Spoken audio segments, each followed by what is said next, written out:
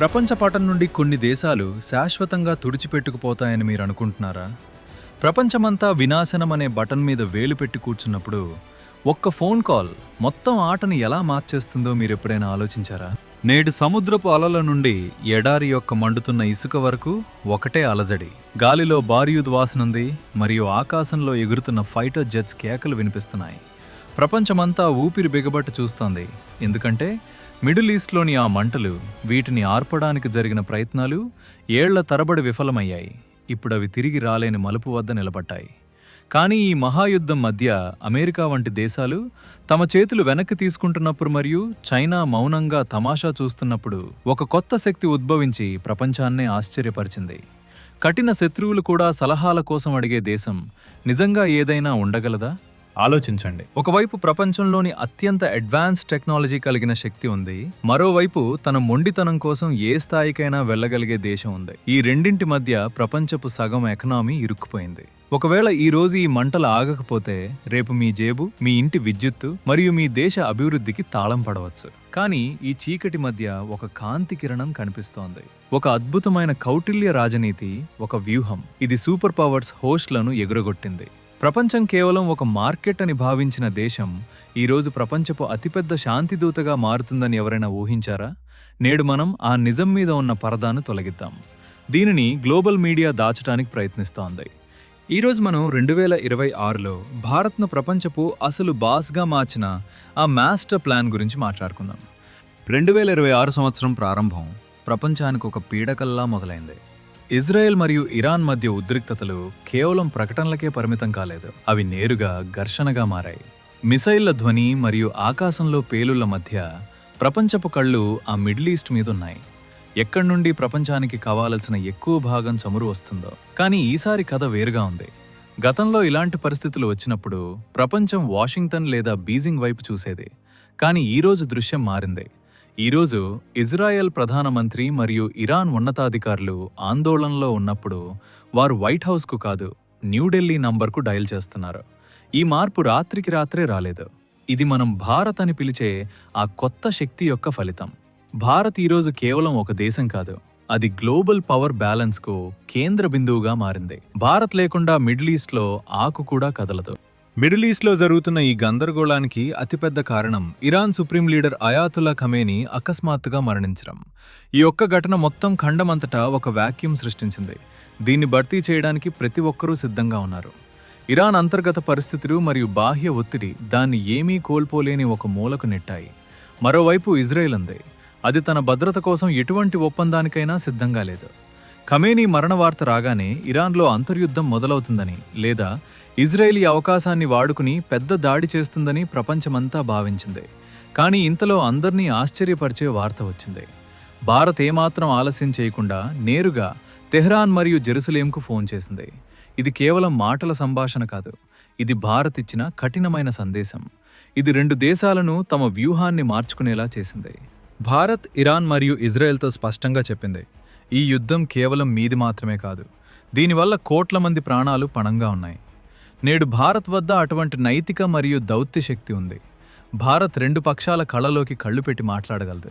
అస్థిరత మిమ్మల్ని నాశనం చేస్తుందని భారత్ ఇరాన్కు వివరించింది మరియు పెద్ద యుద్ధం వల్ల కలిగే నష్టాన్ని ఎవరూ భరించలేరని ఇజ్రాయెల్ను హెచ్చరించింది. ఇంతలో ఇరాన్ విదేశాంగ మంత్రి సయ్యద్ అబ్బాస్ అరాగ్చీ ఇచ్చిన ఒక ప్రకటన ప్రపంచవ్యాప్తంగా ముఖ్యాంశాల్లో నిలిచింది. అరాగ్చీ బహిరంగంగానే ఒప్పుకున్నారు, యుద్ధ వాతావరణంలో ఏ దేశమైనా నిజాయితీగా మధ్యవర్తిత్వం చేయగలదు మరియు ఎవరి మాటైతే ఇరాన్ కొత్త నాయకత్వం వింటుందో అది కేవలం భారత్ మాత్రమే. ఇది చిన్న విషయం కాదు. దశాబ్దాల కష్టం ద్వారా భారత్ సంపాదించుకున్న పరపతికి ఇది నిదర్శనం. ఇరాన్ విదేశాంగ మంత్రి భారత్ మాత్రమే ఖండం దేశాలను వినాశనం నుండి కాపాడగల వారధి అని చెప్పడం పాశ్చాత్య దేశాల చెంప మీద కొట్టినట్లుంది. నిన్నటి వరకు ప్రపంచానికి యజమానిని అని భావించిన యుఎస్ఏ ఈరోజు సైడ్ లైన్ అయిపోయింది. భారత్ యొక్క కౌటిల్య రాజనీతి ఎంత ఖచ్చితంగా ఉందంటే తన ఆర్థిక ప్రయోజనాలు భారత్తో సురక్షితంగా ఉన్నాయని ఇరాన్కు నమ్మకం కలిగించింది చైనా యొక్క ఖాళీ వాగ్దానాలతో కాదని. మరియు భారత్ అవసరమైతే కఠినమైన విషయాలను ముఖం మీద చెప్పగల ధైర్యం ఉన్న స్నేహితుడని ఇజ్రాయెల్కు తెలుసు. భారత్ చేస్తున్న ఈ బ్యాలెన్సింగ్ యాక్ట్ 2026 నాటి భారత్ ఒత్తిడిలో పనిచేయదని, ఒత్తిడిని సృష్టిస్తుందని నిరూపించింది. కానీ కథ కేవలం ఇరాన్ మరియు ఇజ్రాయెల్తో ముగియదు. మంటలు అంటుకుంటే పొరుగు దేశాలన్నీ కాలిపోతాయని భారత్కు తెలుసు. అందుకే భారత్ తన కౌటిల్య రాజనీతిలో రెండో ఫేజ్ మొదలుపెట్టింది. అకస్మాత్తుగా వరుసగా ఫోన్ కాల్స్ యుఏఈ, కువైట్ మరియు బహ్రెయిన్ సుల్తానులు మరియు షేక్లకు వెళ్ళాయి. భారత్ ఈ దేశాలన్నింటినీ కలిసి రమ్మని కోరింది. సప్లై చైన్ దెబ్బతింటే వారి విలాసవంతమైన భవనాలు మరియు చమురుబావులు దేనికి పనికిరావని భారత్ వారికి గుర్తు చేసింది. భారత్ గల్ఫ్ దేశాల ముందు ఒక సెక్యూరిటీ బ్లూ ప్రింట్ ఉంచింది. అది రాత్రికి రాత్రే వాతావరణాన్ని మార్చేసింది. అమెరికా ఇకపై వారి రక్షణకు రాదని, తమ పాత మిత్రుడు భారత్తోనే కలిసుండాలని ఆ దేశాలకు అర్థమైంది. ఊహించండి, ఒకవైపు యుద్ధమేఘాలు కమ్ముకుంటున్నాయి, మరోవైపు భారత్ నాయకత్వంలో అరబ్ దేశాలు ఒక టేబుల్ మీద కూర్చుని శాంతి గురించి మాట్లాడుతున్నాయి. యుఏఈ మరియు క్వేతార్ వంటి దేశాలు, ఇవి తరచుగా వేర్వేరు వర్గాల్లో ఉండేవి, ఈరోజు భారత్ మధ్యవర్తిత్వం వల్ల ఒకే తాటిపైకి వచ్చాయి. ఈ ప్రాంతపు భద్రత బాధ్యత ఇక్కడి దేశాలే తీసుకోవాలని, భారత్ ఇందులో ఒక బలమైన స్తంభంలా నిలబడి ఉందని వారికి వివరించింది. భారత్ గల్ఫ్ దేశాలకు నమ్మకం కలిగించింది. వారి వద్ద పనిచేస్తున్న లక్షలాది మంది భారతీయులు మరియు భారత్ యొక్క పెరుగుతున్న ఆర్థిక వ్యవస్థ వారికి అతిపెద్ద రక్షణ కవచమని. ఈ నమ్మకం వల్లనే అకస్మాత్తుగా ఉద్రిక్తతలు తగ్గి చర్చల మార్గాలు తెరుచుకున్నాయి. ఇప్పుడు అసలు ప్రశ్న ఏమిటంటే, ప్రపంచమంతా భారత్ ముందు మోకరిల్లేలా భారత్ అటువంటి ఏ ప్లాన్ చేసింది?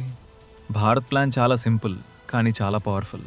భారత్ మ్యారిటైమ్ సెక్యూరిటీ మరియు ఎనర్జీ కొరిడోర్ను తన రక్షణ కవచంగా మార్చుకుంది. స్ట్రెయిట్ ఆఫ్ హార్ముజ్ లేదా ఎర్ర సముద్రంలో ఎటువంటి ఆటంకం కలిగినా భారత్ తన నౌకాదళాన్ని ప్రయోగించడానికి వెనకాడబోదని భారత్ స్పష్టం చేసింది. భారత్ యొక్క ఐఎన్ఎస్ విక్రాంత్ మరియు ఐఎన్ఎస్ విక్రమాదిత్య వంటి శక్తులు ఈరోజు సముద్రంలో భారత్ ప్రయోజనాలను కాపాడుతున్నాయి. భారత్ కేవలం భూమి మీద మాత్రమే కాదు, సముద్రంలో కూడా రారాజు అని ప్రపంచానికి చూపించింది. భారత్ యొక్క విజన్ 2026 నాటికి ప్రపంచపు 3వ అతిపెద్ద ఆర్థిక వ్యవస్థగా ఎదగడమే కాదు, ప్రపంచానికి దారి చూపే శక్తిగా మారడం కూడా. ఇండియా మీసాలకు India Middle East Europe economic corridor IMEC కల మాత్రమే కాదు, వాస్తవాన్ని చూపించింది. వారు యుద్ధంలో మునిగిపోతే ఈ సువర్ణావకాశం వారి చేతి నుండి జారిపోతుందని భారత్ వారికి వివరించింది. భారత్ యొక్క ఆర్థిక శక్తి ప్రభావం వల్లనే ఈరోజు సౌదీ అరేబియా నుండి ఒమన్ వరకు ప్రతి ఒక్కరూ భారత్తో తమ బంధాన్ని మరింత బలోపేతం చేసుకోవాలని అనుకుంటున్నారు. భారత్ యుద్ధం మధ్యలో అభివృద్ధి వైపు వెళ్లే మార్గాన్ని చూపించింది. ఆలోచించండి, రష్యా మరియు యుక్రెయిన్ యుద్ధం ప్రపంచాన్ని 2 భాగాలుగా విభజించినప్పుడు భారత్ తన స్వంత మార్గాన్ని ఎంచుకుంది. నేడు అదే చరిత్ర మిడిల్ ఈస్ట్లో పునరావృతం అవుతుంది. భారత్ ఎవరి పక్షం వహించలేదు, కేవలం మానవత్వం మరియు స్థిరత్వం పక్షాన నిలబడింది. భారత్ యొక్క స్ట్రాటజిక్ ఆటోనమీ నేడు దాని అతిపెద్ద శక్తిగా మారింది. శాంతి మార్గం ఆయుధాల నుండి కాదు, చర్చలు మరియు వ్యాపారం ద్వారా వస్తుందని భారత్ ప్రపంచానికి చెప్పింది. నేడు ప్రపంచపు పెద్ద నిపుణులు టీవీల్లో కూర్చుని 3వ ప్రపంచ యుద్ధం గురించి అంచనాలు వేస్తుంటే భారత్ డిప్లొమాట్స్ మౌనంగా శాంతి బాటను రచిస్తున్నారు. కానీ ఇదంతా అంత సులభమా? ఖచ్చితంగా కాదు.